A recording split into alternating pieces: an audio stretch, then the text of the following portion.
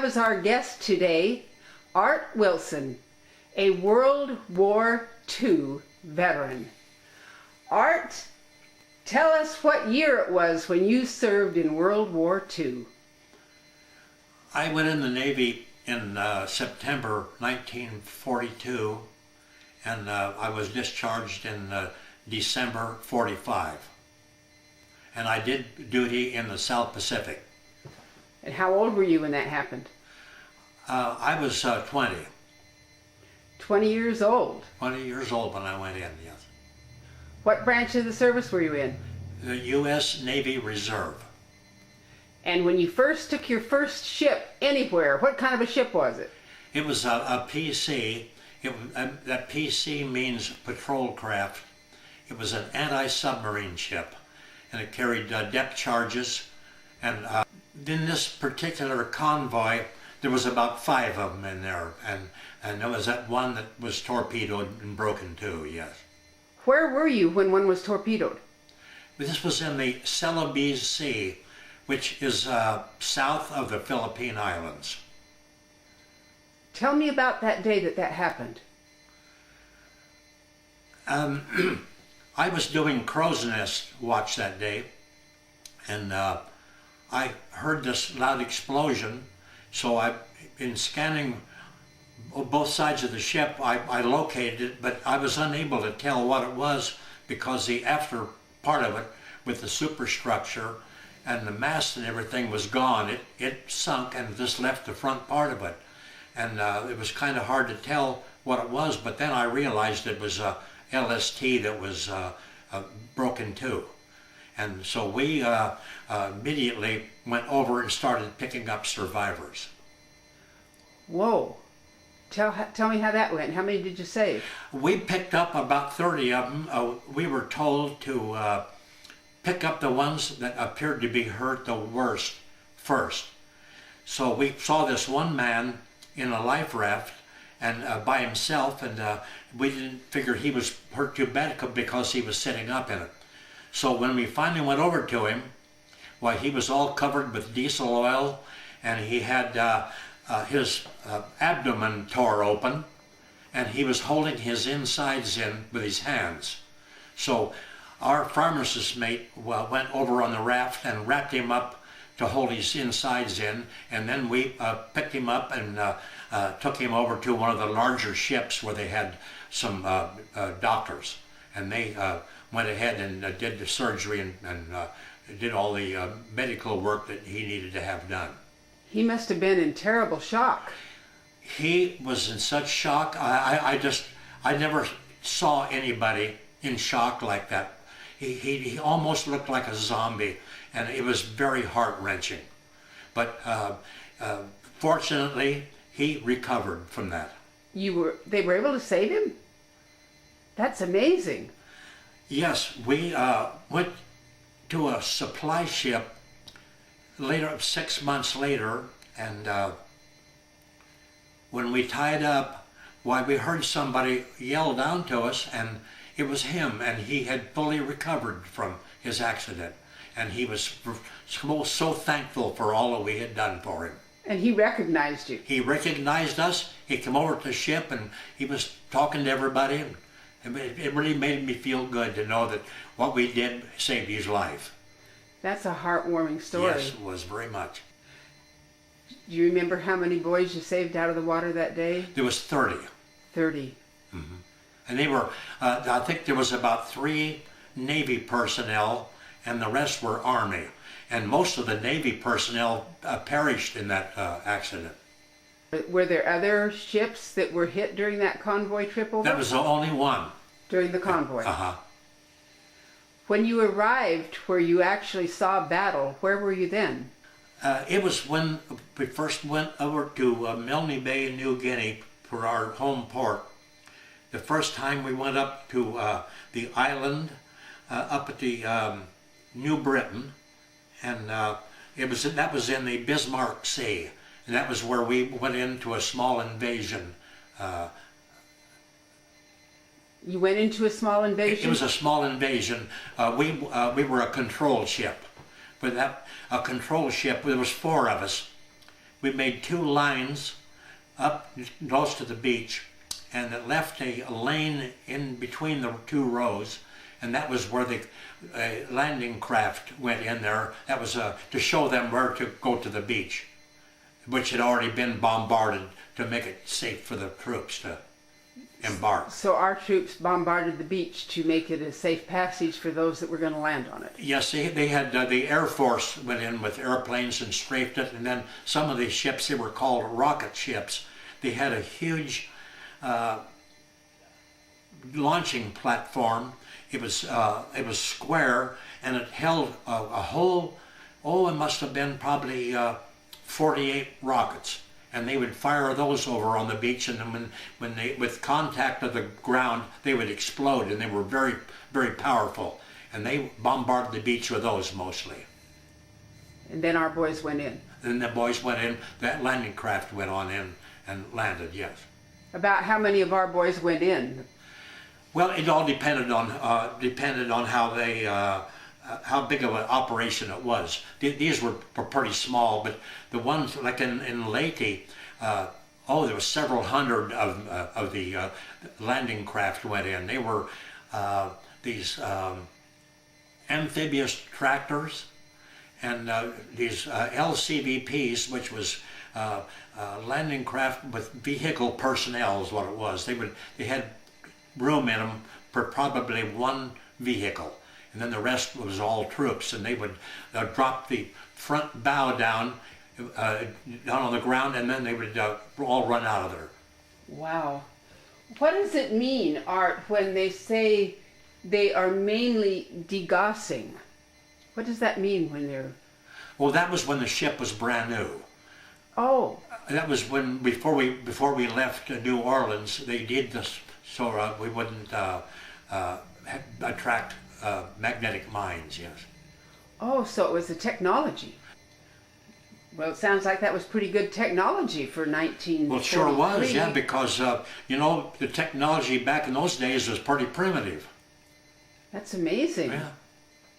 Well, we had like radar and sonar back then, and that was pretty good. Now, I happen to be aware of the fact that the ship that you were on shot down some enemy planes. So don't be modest, Art. Tell us what happened. Well, this was in Leyte Gulf, where our Navy fighter planes were. We could see them all over chasing these Japanese fighters up there, and there was. I heard there was 200 enemy planes were shot down that day, and our ship got 2 of them. Were you on the ship when that happened? I got one. I was the one that got one of the planes. Whoa! So. Well, what happened? I was on the signal bridge on a 20 millimeter machine gun, and so when the planes, these were Val dive bombers. When they would drop their bombs, they would level off. So I saw this one drop bombs, and he leveled off and started going over to my left. So I swung the gun around, but the guy wires on the mast, they go up like this here, and you can only go around so far. So I just waited until he was almost there, and I started firing, and so you could see the pieces flying off of it, and it turned upside down and crashed on the beach. No, you have a picture with us of your ship today. Would you hold it up so that we can see it? That's tremendous. For those of you that don't get to see this, you're missing something. You just have to hear it, I presume. But this is wonderful. On the bottom there is that LST that was broken in half. That's quite a picture there, and it's a beautiful ship. What is the size of this ship? The size of a football field? Your big ship? Yeah, it's about 2/3 the size of a football field, yes. That's a huge ship. Yeah. That's absolutely amazing. You have some other things here. I see a cap. Please tell us about that very dramatic cap. I had these caps made when I had my Navy ship reunion, and I put my going home rate on there. I was a gunner's mate 2nd class when I left the ship. That's a pretty dramatic hat. And that is a nice. silhouette of the ship on there. That's very well done. Hold that a little closer to the camera. Wow, that is really nice art. I bet everybody that got one of those was really glad. Yeah. Speaking of reunions, I understand that you're going to be able to go back to Washington, D.C. to see the memorial there. Yes, I'm scheduled to go, I think, sometime the first part of this year. I filled an application out about last fall. And so they said that it'll be after the first of the year. So I'm really looking forward to that.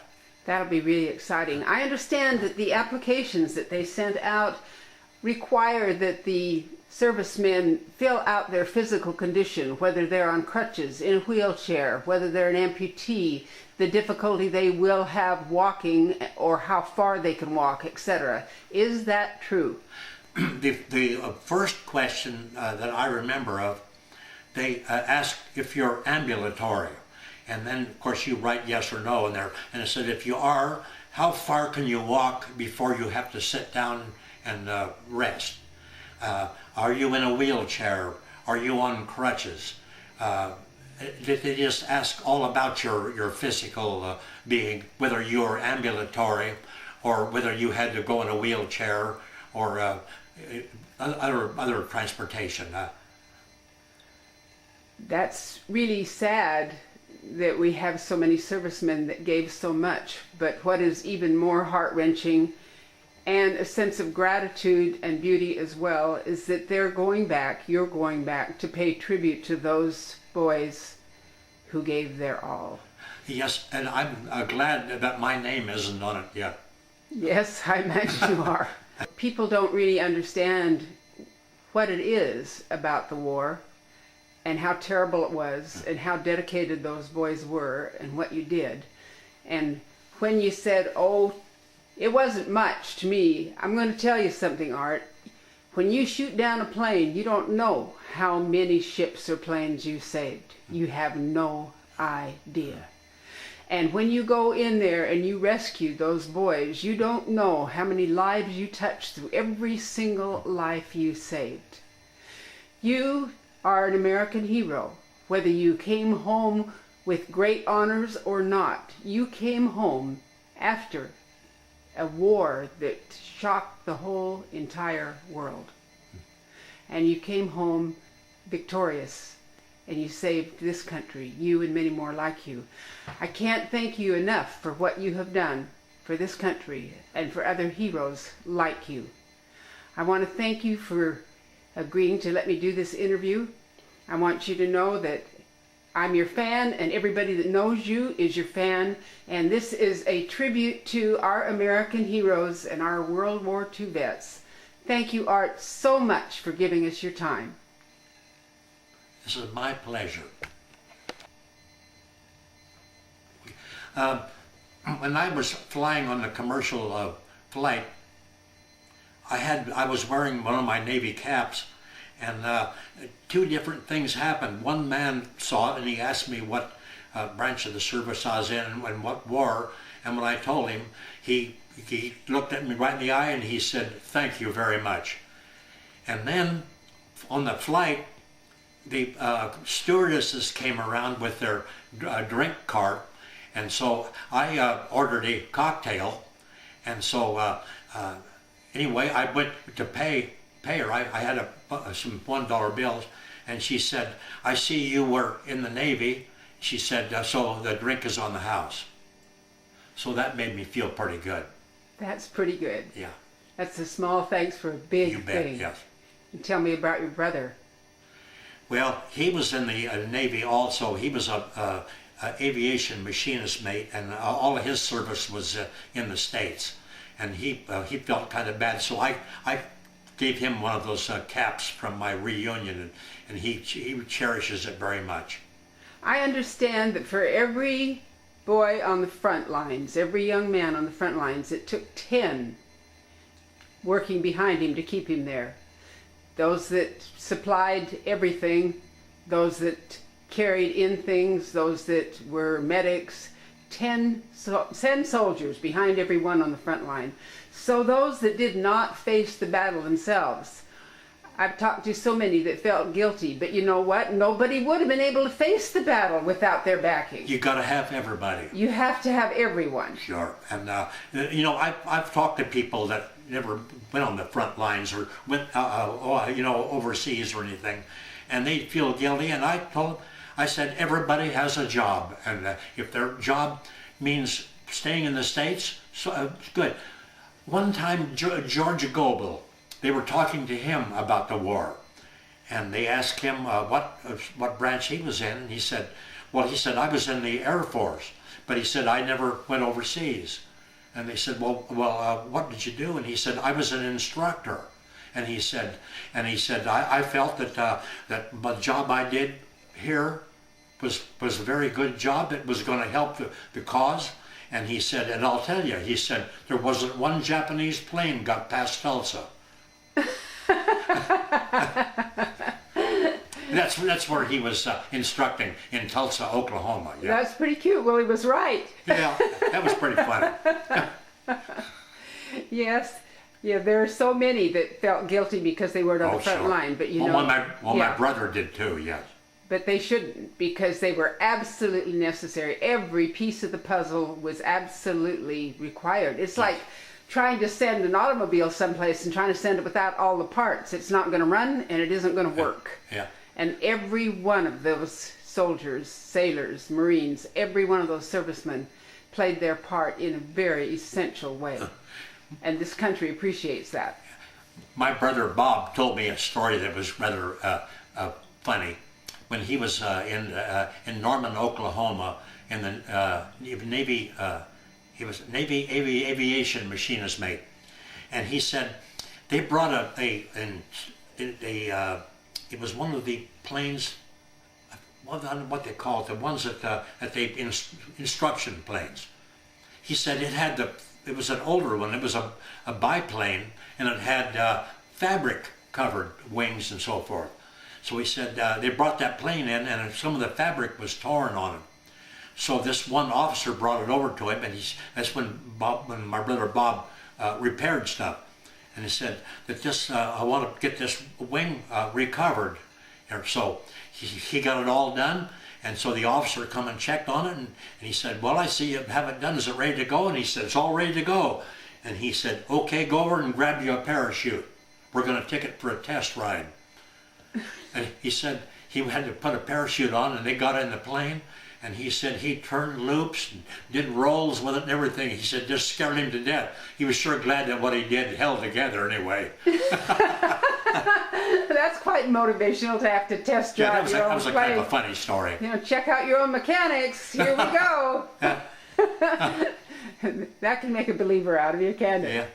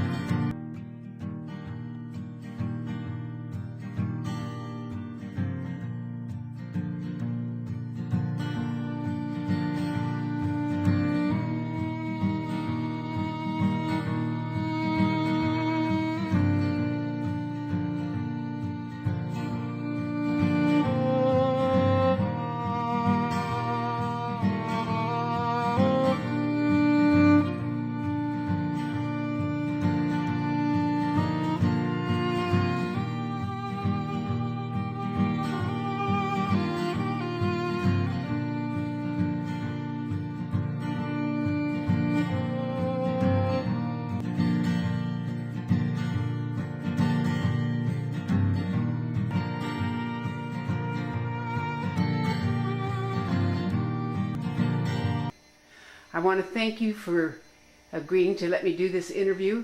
And this is a tribute to our American heroes and our World War II vets. Thank you, Art, so much for giving us your time. This is my pleasure.